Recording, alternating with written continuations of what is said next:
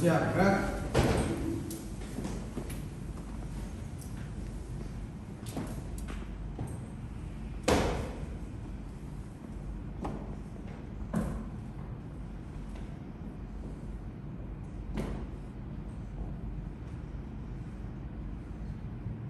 Awal pas satu dan dua siap untuk bulan. Silakan.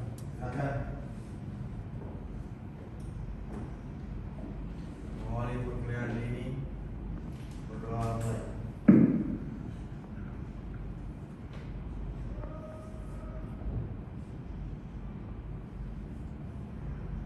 Doa selesai. Istirahat tempat. Gerak. Assalamualaikum warahmatullahi wabarakatuh. Salam sejahtera untuk kita semua. Raja, ini pertemuan kita yang kedua dalam semester ini. Pokok bahasan kita hari ini adalah tentang strategi menghadapi konflik. Strategi menghadapi konflik. Sebelumnya kita bisa balik ke belakang dulu di pertemuan-pertemuan sebelumnya. Pertama, kita sudah memahami apa itu yang dikatakan dengan konflik. Konflik adalah sesuatu kondisi di mana tidak ada kecocokan, tidak cocok, salah paham, mungkin disebabkan oleh berbeda persepsi, berbeda pandangan, berbeda tujuan, dan lain sebagainya.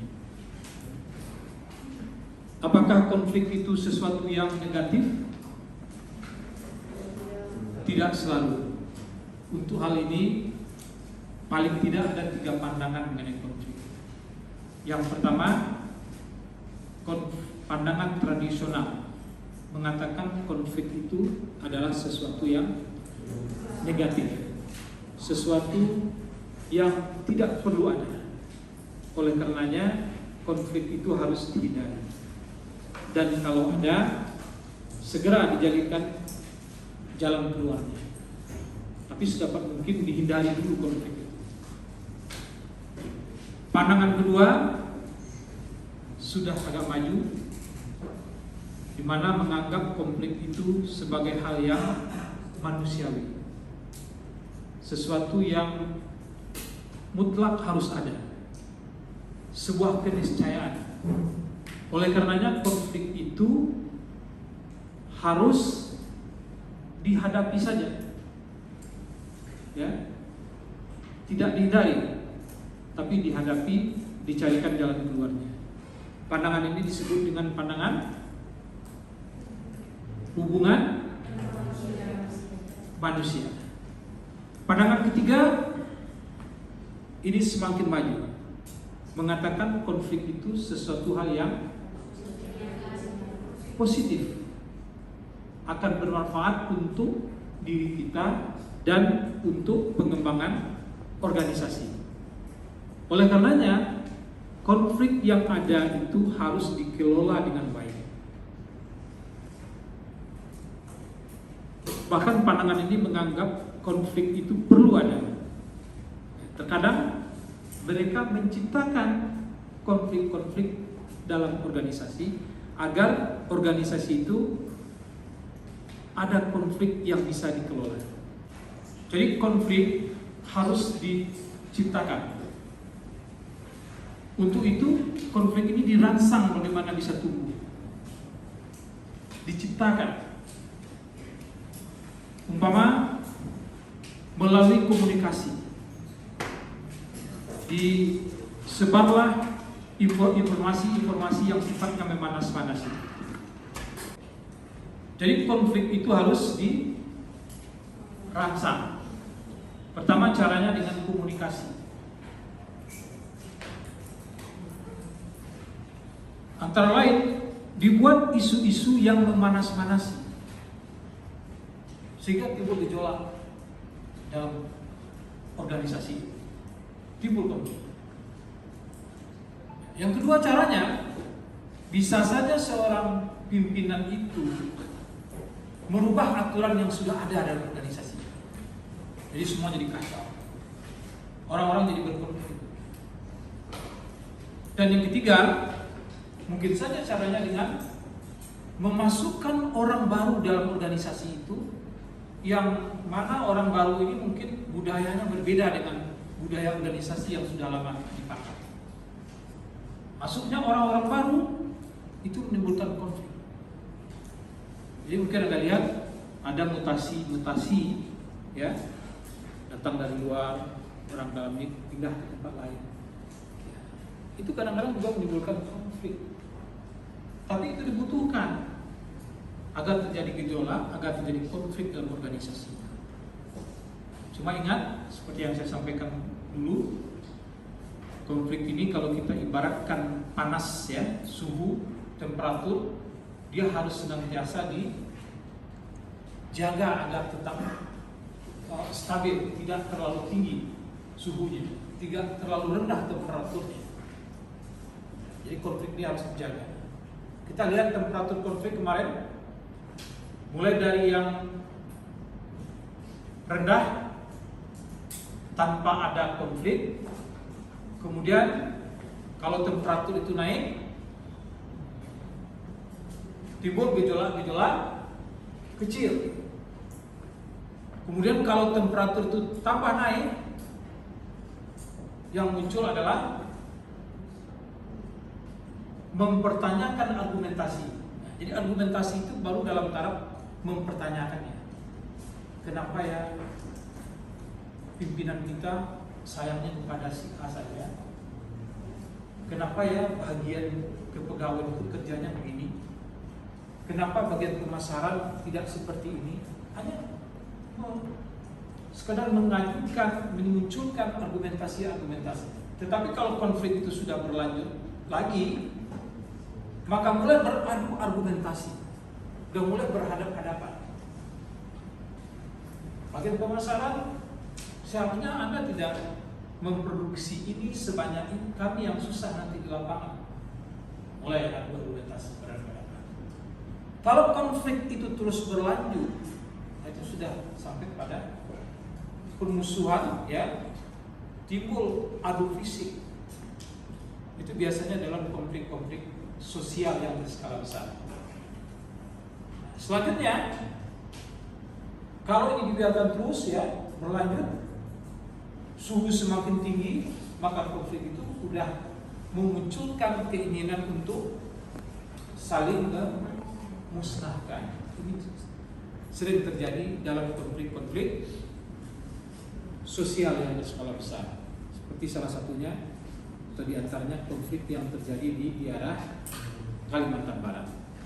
Itu antara etnik Melayu atau etnik Dayak dengan Madura.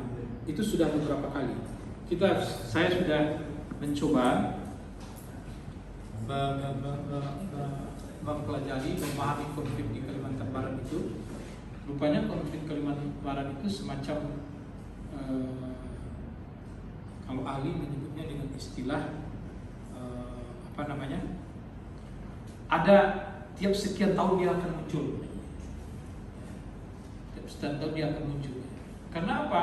Karena itu rasa permusuhan itu sudah diwariskan. Udah ditanamkan kepada anak-anak.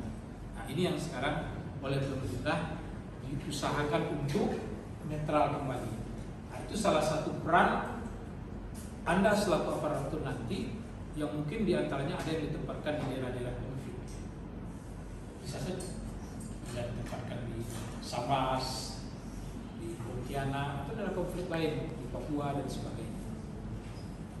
Bagaimana Anda berperan dalam mengontrol konflik, dan kalau tidak terjadi, bagaimana peran Anda ikut serta mendamaikan konflik itu. Jadi itu bukan peran pihak keamanan saja, ya, mungkin tentara, polisi ketika konflik terjadi, tetapi Anda untuk mengantisipasinya melalui berbagai sosialisasi dan sebagainya.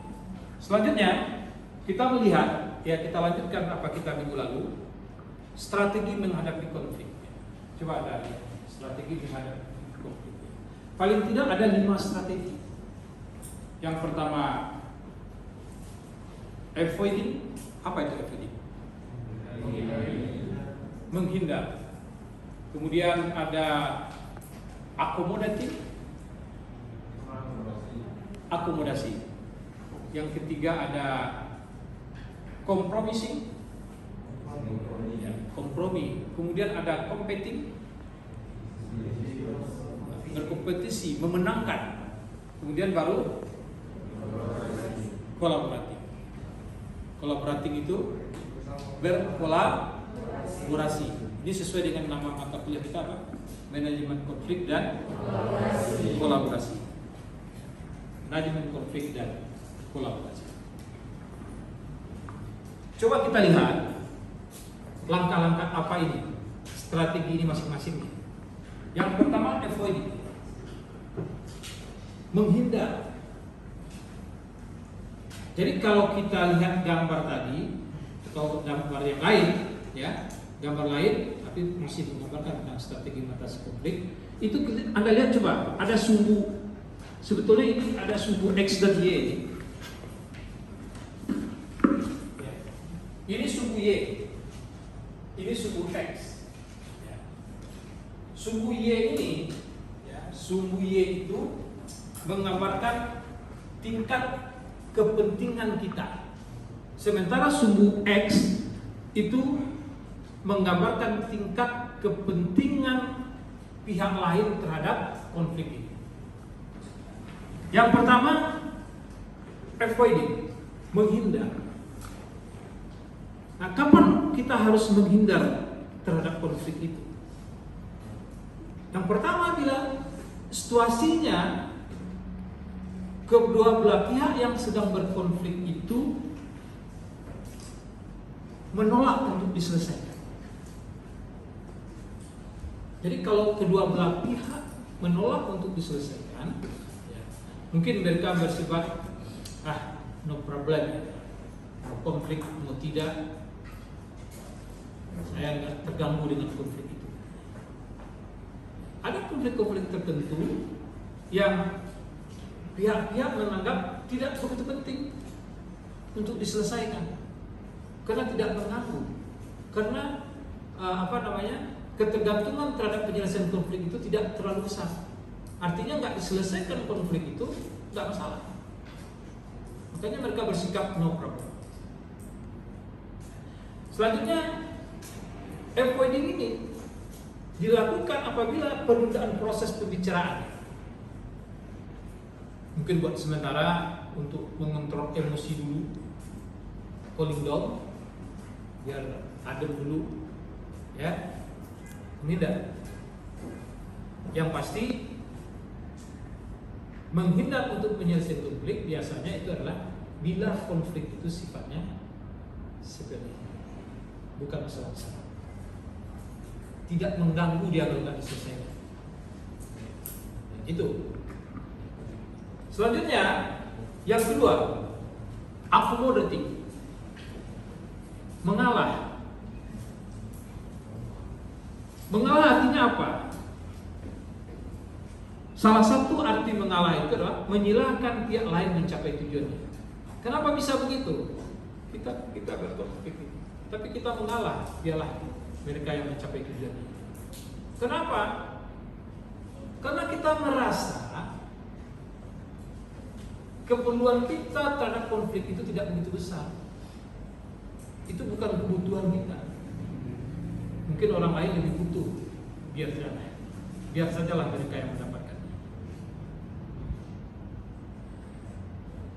Mama nanti ada di kantor, ini ada timbul konflik untuk sebuah jabatan. Tapi setelah Anda pikir-pikir, mungkin orang ini lebih butuh dari saya karena dia lebih senior, pendidikannya lebih tinggi, golongannya lebih tinggi. Biarlah mereka yang mencapai ini. Biarlah dia yang mencapai diri saya nanti. Nah, itu mengalah. Kemudian kapan kita harus mengalah? Apabila kita menyadari kita yang salah. Dalam sebuah konflik kita sadar, oh ternyata ini kita yang salah.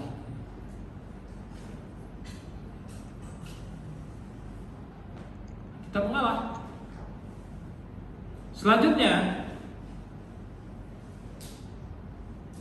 mengalah itu akan menimbulkan sosial kredit di masa depan. Apa itu sosial kredit? Kita akan mendapatkan penilaian positif oleh lingkungan, oleh orang-orang lain. Wah, ini si A itu orangnya baik, bisa mengalah. Atau di masa depan nanti ketika ada lagi perebutan satu hal, orang akan memikirkan, oh dulu dia pernah mengalah. Sekarang kita kasih dia kesempatan. Jadi ini semacam menabung ya. Menabung. Selanjutnya, untuk meminimalisir kerugian. Kalau konflik ini dilanjutkan, mungkin akan terjadi kerugian yang lebih besar. Nah, biarlah kita mengalah. Pihak lain tidak mau mengalah karena itu adalah kebutuhan mereka. Kebutuhan kita hanya sedikit terhadap hal itu.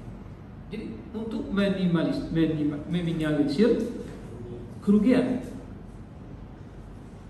bisa juga accommodating atau mengalah itu dilakukan oleh seorang pimpinan untuk mengembangkan anak buahnya. Misalnya begini, saya sering gitu, waktu saya tugas di Badan Diklat, itu dalam 1 bulan itu bisa 2-3 kali waktu saya tugas di daerah di Badan Diklat dipanggil ke pusat, ke kementerian untuk mengikuti pendidikan atau mengikuti rapat-rapat dan sebagainya. Tapi terkadang saya lebih sering saya mengalah. Nah, saya 1 kali 1 bulan kita kasih kesempatan anggota kita agar mereka juga berkembang. Nah itu, ya. Saya waktu saya salah satu kepala bidang di BPSDM dulu di Provinsi Sumatera Barat itu untuk umpama ini untuk perjalanan dinas ke Jakarta atau ke luar kota Sumatera Barat itu sebanyak 45 kali. Itu dalam anggaran yang saya. Tapi saya memakainya nggak lebih dari 11 kali dalam setahun. Selebihnya kita mengalah, kita berikan kepada staf kita, anggota kita, agar mereka juga ikut berkembang. Selanjutnya, competing, memaksa. Kapan ini kita lakukan? Strategi ini kita jalankan. Yaitu apabila tidak ada yang mau mengalah. Ini sesuatu konflik terjadi, tapi tidak ada yang mau mengalah. Maka di sana kita selaku pimpinan harus bersifat memaksa. Pimpinan itu harus bisa memaksa, juga harus tegas. Apalagi jika suatu konflik itu harus segera diselesaikan, kalau enggak akan menimbulkan dampak yang lebih besar. Cepat mutlak, harus cepat. Maka sifat penyelesaian itu memaksa. Ya. Harus ada yang tidak apa, ada yang menang dan kalah. Karena ini harus cepat diselesaikan ini. Kita tidak bisa memuaskan kedua belah pihak. Biasanya ini dilakukan bila kita sedang menghadapi masalah penting. Masalah penting ini biasanya vital bagi organisasi. Apalagi Anda selaku pimpinan ingin mengambil keputusan terhadap konflik yang terjadi, Anda yakin bahwa Anda itu sudah benar. Ini ada 2 pihak yang berkonflik. Anda yakin si A ini salah ini. Itu harus sifat memaksa menjalankan. Begitu juga ketika berkonflik, kalau kita menyadari ketergantungan kita terhadap konflik itu sangat besar, dan kita juga paham ketergantungan pihak lain kecil. Ini kebutuhan kita ini. bukan kebutuhan mereka, maka kita harus memaksa, kita harus memenangkan. Selanjutnya, competing ini dilakukan untuk menghindari adanya pihak-pihak yang mengambil keuntungan dari perilaku non kompetitif. Ada yang tidak mau ikut berkompetensi dia, tidak mau ikut berkompetensi dia, tidak mau menunjukkan kinerja yang bagus dalam bekerja, tapi dia ingin memenangkan sesuatu, ingin mendapatkan lebih banyak. Itu. Dan terakhir kita lihat grup ya. Yang keempat ada kompromi.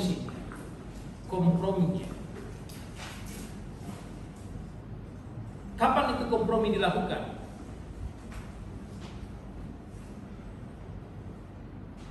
Ya, kompromi ini sebagai jalan tengah, di mana solusi yang kita berikan itu harus bisa diterima oleh kedua pihak. Dan bila kita menyadari pihak-pihak yang berkonflik itu posisinya seimbang, kekuatannya sama, lalu kompromi ini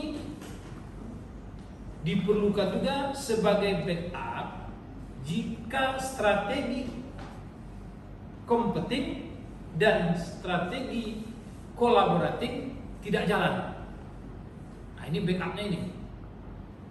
Backupnya dengan strategi kompromi. Nah, ini yang terakhir kita lihat, kolaborasi.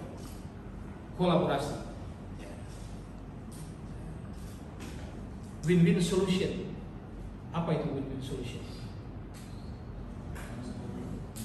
Sama-sama menang, ya. Kedua belah pihak sama-sama merasa menang. Ini penyelesaian terbaik. Kenapa? Karena tujuan kedua belah pihak yang sedang berkompetisi itu tercapai kedua-duanya.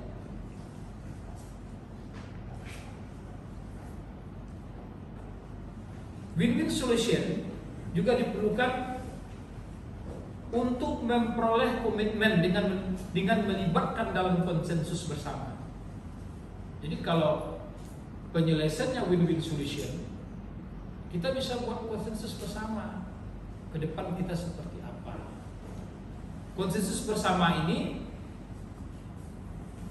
akan menimbulkan suatu kerjasama yang baik untuk memajukan organisasi.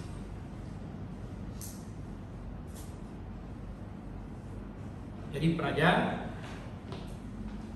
itu antara lain ada 5 strategi menghadapi konflik.